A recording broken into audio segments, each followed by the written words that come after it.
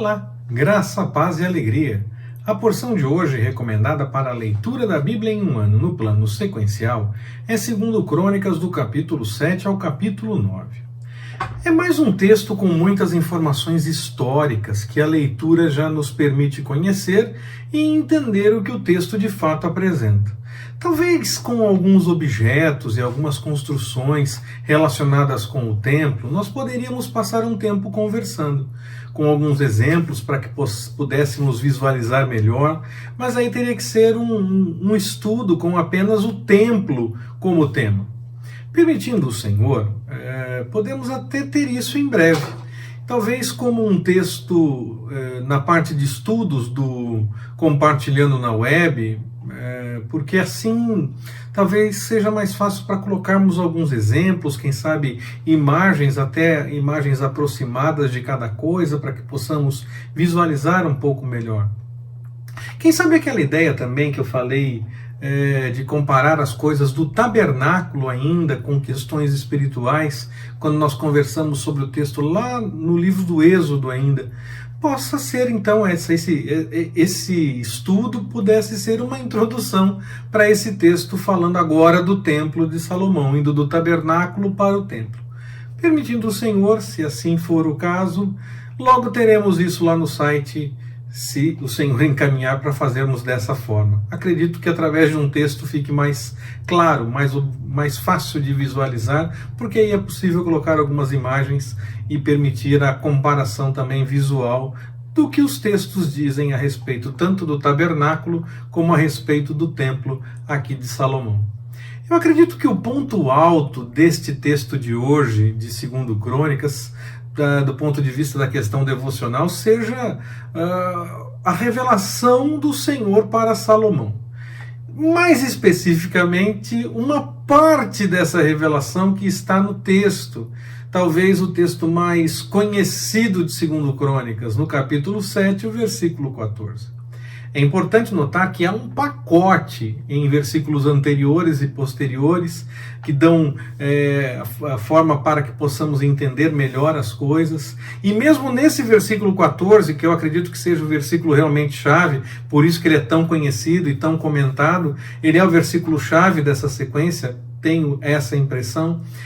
Mesmo nele, nós podemos observar um pacote de coisas para que nós possamos ter de fato a revelação do Senhor diante da nossa busca pela vontade dele. Nós vamos aproveitar e falar um pouco a respeito disso por aqui. Mas antes, eu quero registrar que Crônicas não fala do desvio espiritual de Salomão por conta das muitas mulheres, pelo menos nesta parte do texto, não é?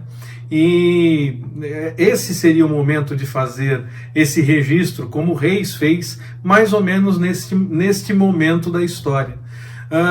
Por quê? Por que Salomão se desviou? Lá em Reis nós vimos, ele deixou que as mulheres com quem ele se casou mantivessem a questão da espiritualidade idólatra que elas adotavam, e até mesmo incentivou com construções. Tudo isso nós vimos lá no livro de Reis. Em Crônicas, nós lemos a questão das construções das casas, do templo que Salomão construiu. Vemos aqui a relação com outros países, com outros reis. A própria visita da rainha de Sabá, que nós já comentamos quando lemos a respeito disso lá em Reis. Mas aqui em Crônicas só fala de uma esposa de Salomão nesse momento. Nós temos apenas a informação a respeito da filha de Faraó e que Salomão se preocupou em deixar ela fora da cidade de Davi. Pela lei, o casamento nem poderia ter acontecido, não era possível, porque ela era de outro povo. Mas a solução encontrada aqui por Salomão seria para que ela não ficasse perto da arca, como que dizendo que ela não poderia mesmo entrar na Assembleia do Senhor. Não se fala dessas outras esposas de Salomão, das outras mulheres e de toda a questão da idolatria neste momento da história, não comenta a respeito disso, não se entra nesses detalhes nesse momento. Crônicas, apesar de apresentar os feitos dos reis, tem sim como preocupação maior a questão do templo. Nós não podemos perder isso de vista. Dessa forma, Outros detalhes da vida de Salomão não são relevantes para uma narrativa que tem o templo como ênfase. Eles não impedem o conhecimento, porque nós podemos ver no texto, inclusive, que há como que, por assim dizer, uma citação bibliográfica dizendo de outros textos para ler e saber dos atos de Salomão. Mas o livro de Crônicas mesmo, ele tem a preocupação de registrar as coisas do templo. E então ele não se preocupa em levantar alguns detalhes da história que nós lemos, por exemplo, em Reis, e poderíamos ler em outros textos se eles tivessem chegado até nós. Não é questão de esconder, é questão de que em Crônicas há uma ênfase clara, voltada para o templo. E outros assuntos não ganham tanta importância por conta disso. Para ter acesso a essas outras informações, esses outros assuntos, o próprio texto recomenda a leitura de outras fontes, de outros textos. Bom, vamos falar um pouco sobre 2 Crônicas 7,14. Claro que não apenas sobre esse versículo, tem toda uma revelação da parte do Senhor para Salomão e tudo o que ele, o Senhor, falou nos versículos tanto anteriores como posteriores. Mas eu cito esse, 2 Crônicas 7,14, como de fato o mais conhecido dessa porção e também como uma chave para o desenvolvimento devocional também desses outros versículos que compõem toda essa sequência de texto, tanto os que estão antes como os que estão depois, como eu falei. Eles formam o todo dessa revelação que o Senhor deu para Salomão, e nós encontramos então nessa parte do texto essa revelação. Nós focamos muito no buscar ao Senhor. Se o meu povo se chama pelo meu nome, né? Aí nós passamos a me buscar, e me buscar, e me buscar. É claro que isso é importante, mas essa busca, ela não se revela apenas em um dia de oração ou em um dia de jejum. Nem mesmo em falar de vez em quando a respeito das coisas do Senhor. Essa é uma busca que é mesmo uma busca de uma vida toda, uma vida que se coloca no altar do Senhor, de uma pessoa que realmente está preocupada em buscar viver de acordo com a vontade do Senhor todo o tempo. E quando erra, essa pessoa busca o arrependimento e a mudança para colocar as coisas em ordem diante do Senhor. Muitas vezes se incentiva uma busca até mesmo rasa como o suficiente. Mas nós não podemos deixar isso ganhar mais notoriedade do que a verdade que o texto revela de fato. Pois é essa a verdade que liberta, aquela que o Senhor revela, a verdade que o Senhor deixa claro no texto.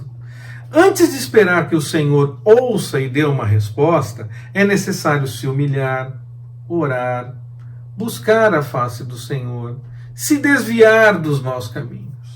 Como eu disse, não é com um dia de oração ou um dia de jejum que isso tudo se resolve. E com uma busca todo dia, viver o tempo todo de acordo com a vontade do Senhor, reconhecendo quando falhar, parando de seguir pelo caminho do erro e buscando mais uma vez a vontade do Senhor. O texto mesmo diz, se errar, busque arrependido. Não devemos incentivar só um pouco como se fosse melhor do que nada. Pode até parecer melhor do que nada, é fato, mas espiritualmente é como nada. Ainda é parte do caminho da porta larga que Jesus fala. O caminho da porta estreita é representado assim porque é bem limitado mesmo, digamos assim. Não dá para achar que tem como alargar esse caminho. O Senhor vai ouvir do céu, perdoar os pecados e sarar a terra quando buscarmos, como Ele nos chama a buscar a sua vontade e a sua presença. E todo o texto dessa revelação, desde o versículo 12 até o versículo 22 em 2 Crônicas, deve ser levado em conta para que possamos desfrutar do que o Senhor tem realmente para nós, que é o melhor. É um caminho estreito, sim, mas vale a pena. Que o Senhor nos abençoe. Forte abraço, até mais, permitindo o Senhor.